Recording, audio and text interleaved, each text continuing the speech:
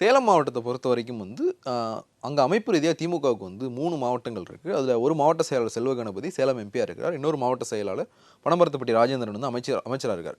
இன்னொரு மாவட்ட செயலாளர் எஸ்ஆர் சிவலிங்கம்.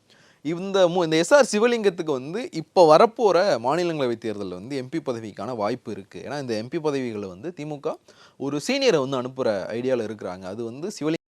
ஏன்னா வந்து சேலத்தை வந்து எடப்பாடி பழனிசாமி கிட்ட இருந்து சேலத்தை உடைச்சு ஆகணும் அப்படின்றதுல வந்து திமுக ரொம்ப கீனாக இருக்கிறாங்க. அவங்க கடந்த முறையே வந்து அதுக்கான வியூகத்தை வகுத்தாங்க, அது மிஸ் ஆயிருச்சு. ஸோ இந்த முறை வந்து ஏவாவேலு களமிறக்கப்பட்டதுக்கான காரணமும் வந்து எடப்பாடி பழனிசாமியை எப்படியாவது வந்து சேலத்தோட சுருக்கிடணும் அப்படின்ற மாதிரியான விஷயங்களை வந்து அவங்க இது பண்ணிட்டு இருக்காங்க. ஸோ 2 மாவட்ட செயலாளர்களும் பொறுப்பில் இருக்காங்க. ஒருத்தர் எம்பியாகவும் இன்னொருத்தர் அமைச்சராகவும். ஸோ இன்னொருத்தருக்கும் வந்து ஒரு பொறுப்பு கொடுக்கும்போது அவர் மூலமாக அங்கே பண்ணுற விஷயங்களை வச்சு சேலம் மாவட்டத்தில் ஒரு கணிசமான தொகுதிகளை வந்து இந்த பக்கம் எடுத்துடலாம். 11 தொகுதிகளில் அவங்க 4 தொகுதி ஜெயிச்சாலுமே வந்து திமுகவுக்கு வெற்றி தான். 1லேருந்து 4க்கு போகிறதுமே வந்து திமுகவுக்கு வெற்றியாக தான் இருக்கும். அதிமுகவை பொறுத்த வரைக்கும் 8லேருந்து அவங்க குறைஞ்சாங்கனாலும் அது அவங்களுக்கு தோல்வி தான். இந்த இடத்த வந்து திமுக வந்து வாட்ச் பண்ணிக்கிட்டு இருக்காங்க.